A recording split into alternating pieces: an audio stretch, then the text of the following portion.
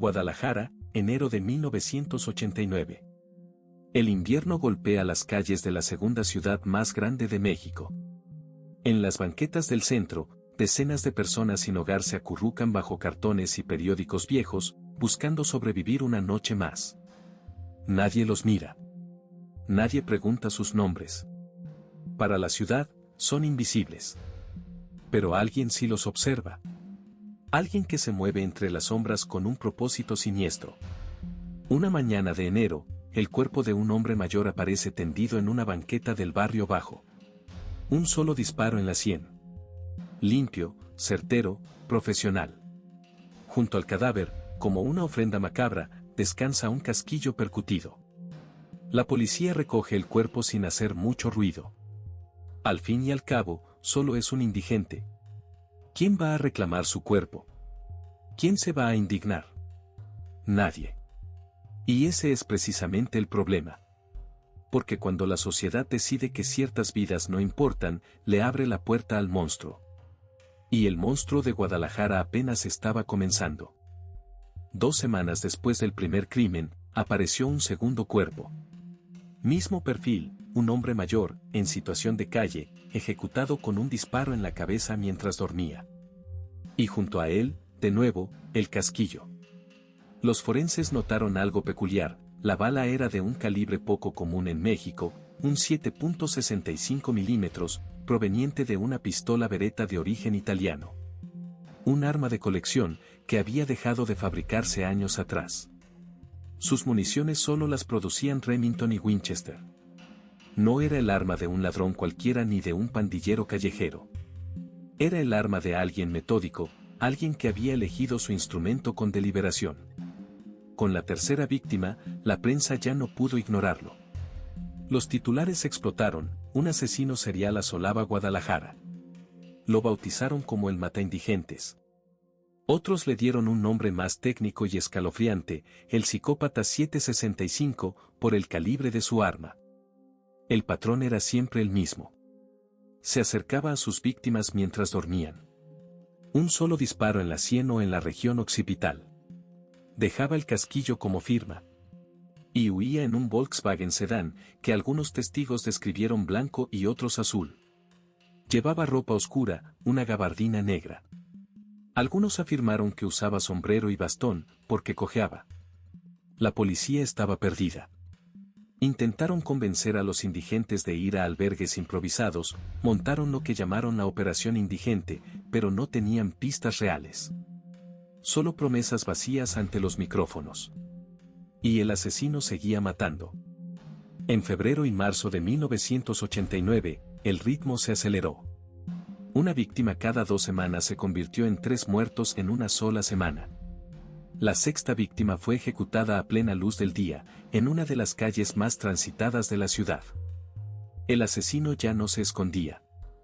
Era como si quisiera que lo vieran. Como si estuviera retando a toda una ciudad.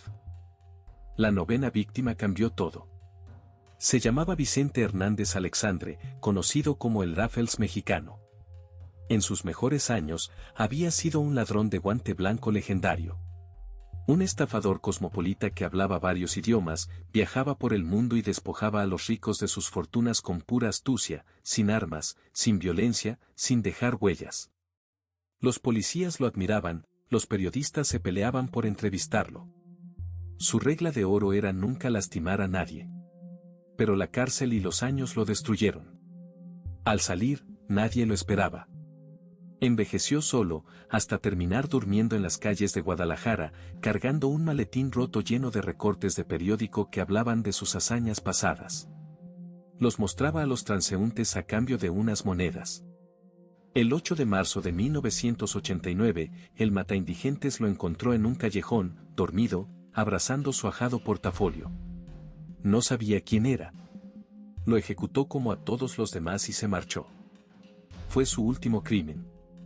La muerte de el Raffles mexicano generó la indignación que 9 indigentes anónimos no pudieron generar.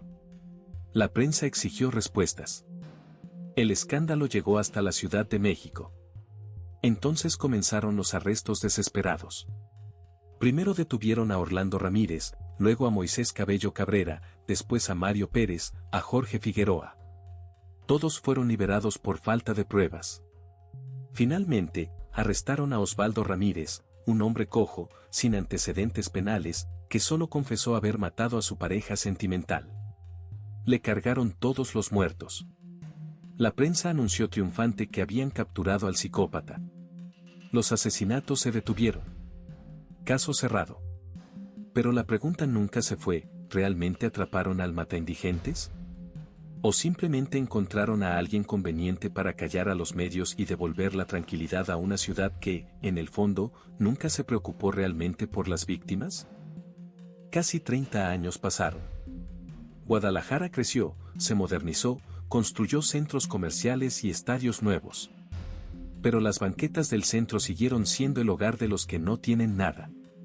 Y en octubre de 2018, la pesadilla regresó. En apenas 8 días, 5 personas en situación de calle fueron asesinadas en la zona centro de Guadalajara. Todas mientras dormían. Todas de la misma manera brutal, alguien les dejaba caer una piedra sobre el cráneo, aplastándoles la cabeza. 5 víctimas en 8 días. Mismo patrón. Misma zona. Mismas víctimas invisibles. La Fiscalía de Jalisco se negó a usar la palabra asesino serial. Pero como dijo un columnista de la época, si grazna como pato, camina como pato y tiene pico de pato, es un pato. Las autoridades comenzaron a elaborar perfiles criminales, revisaron cámaras de vigilancia, y repitieron exactamente las mismas promesas que habían hecho casi 30 años antes. Aumentar patrullajes, llevar indigentes a albergues, hacer operativos. La misma receta. Los mismos ingredientes. Una de las víctimas de 2018 era un hombre de 65 años. Los vecinos lo describieron como alguien limpio, respetuoso, que no se metía con nadie. Se levantaba antes de que abrieran los negocios, recogía sus cosas, se peinaba y se iba. Nadie sabía su nombre. Cuando encontraron su cuerpo, con la piedra todavía sobre su cráneo, un empleado de una paquetería cercana le puso una veladora. Era el único que lo saludaba cada mañana. Ninguna de las 5 víctimas fue identificada. Ninguna fue reclamada por familiares. Sus cuerpos quedaron en la morgue. Como en 1989, murieron siendo nadie. 1989. 2018. 30 años de diferencia y la misma historia repitiéndose como un espejo oscuro. Cambia el arma, de una bereta italiana a una piedra brutal. Cambia la época, de un México ochentero a uno hiperconectado con cámaras en cada esquina. Pero lo que no cambia es lo más perturbador, las víctimas siguen siendo las mismas. Hombres sin hogar, sin nombre, sin familia que los reclame. Personas a las que la sociedad decidió no ver. El verdadero mataindigentes de 1989 probablemente nunca fue capturado. Osvaldo Ramírez fue, según muchos investigadores, un chivo expiatorio conveniente. El asesino simplemente dejó de matar, quizás porque se mudó, quizás porque murió, quizás porque se cansó. Y el asesino de 2018 tampoco fue encontrado.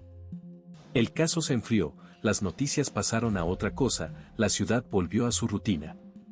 Pero las banquetas del centro de Guadalajara siguen ahí. Y cada noche, alguien se acurruca en ellas, tratando de sobrevivir hasta el amanecer. Lo más aterrador de este caso no es el asesino. Es lo que revela sobre nosotros. Porque un asesino serial de indigentes solo puede existir en una sociedad que ya decidió que esas vidas no valen nada. El monstruo no nace solo. Nosotros lo alimentamos con nuestra indiferencia.